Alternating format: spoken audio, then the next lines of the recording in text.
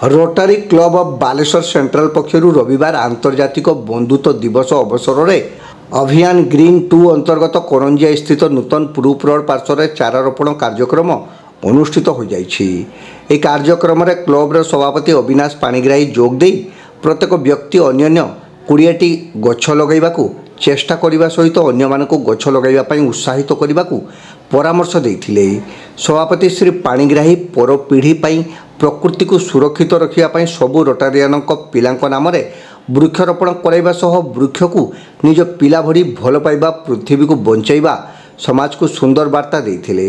रोटारी पक्षर एही वर्ष सारा ओडिशा रे 10 लाख गछ लगाइबार योजना रही बोली पूर्वतन संपादक गौरहरि मल्लिक सूचना देते। कार्यक्रम में संपादक निर्मल मुखर्जी, कार्यक्रम अध्यक्ष देवाशीष मिश्र, पूर्वतन सभापति निरंजन महांती, पूर्वतन संपादक गौरहरि मल्लिक, नीलेश गाण, प्रदीप्त सेनापति, सुब्रत रथ, सत्यम मिश्र, लड़ी सेनापति, गोकुल बेहेरा, मनोरंजन राउत, सीमित महांती और सभ्यमानक परिवारवर्ग प्रमुख सक्रिय सहयोग करथिले।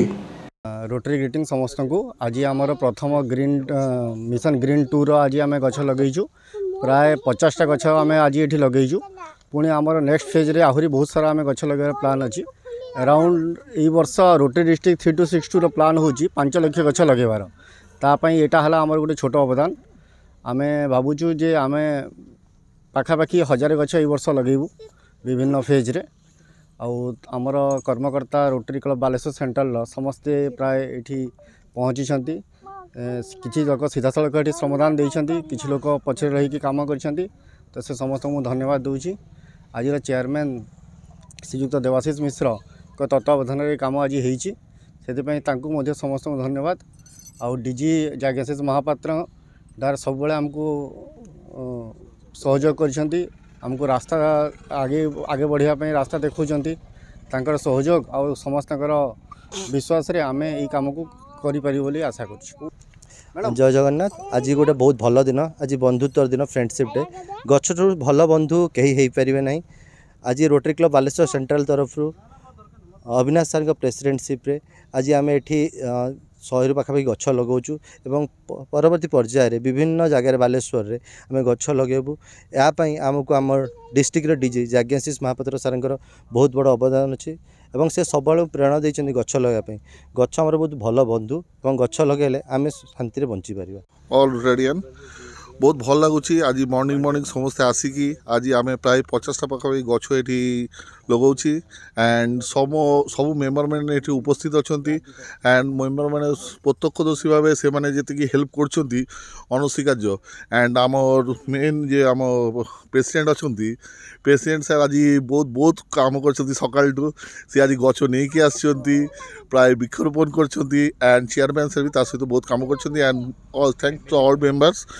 देखो आज आम एक बहुत माने भल दिन 2024-25 आमर जो नूतन सभापति और संपादक अविनाश पाणिग्राही सर और निर्मल मुखर्जी सर तांकर मिलित आनुकूल्य आम रोटारी क्लब बालेश्वर सेंट्रल तरफ आज आम ITR चांदीपुर रोड स्थित रास्ता कड़े आम 50 ରୁ 100 गछ आम लगेबार आम व्यवस्था करूँ। कारण सुंदर परिवेश ही सुंदर स्वास्थ्य को बुझाए।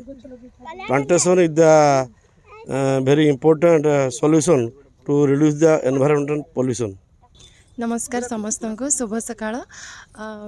Actually green and clean India जमती आमर गोटे मिशन अच्छी सेमती एटा बालेश्वर भी गोटे ग्रीन बालेश्वर नाम आम गोटे बहुत भल कार्यक्रम रोटरी क्लब तरफ आम सकाळु सकाळु समस्ते ये आसिक उपस्थित होगी एत सुंदर परिवेश भितर गोटे सुंदर जगार समस्ते एत सुंदर गछ लगाउछंती। आठो माने खुशी कथा किसी भी नहीं। यही गछ काली सकाळे बड़ हो आम मैंने भी देखबू आम नेक्स्ट जनरेशन भी देखिबो एठू ही फल खाइबू यारी गछ तले ही बसबू।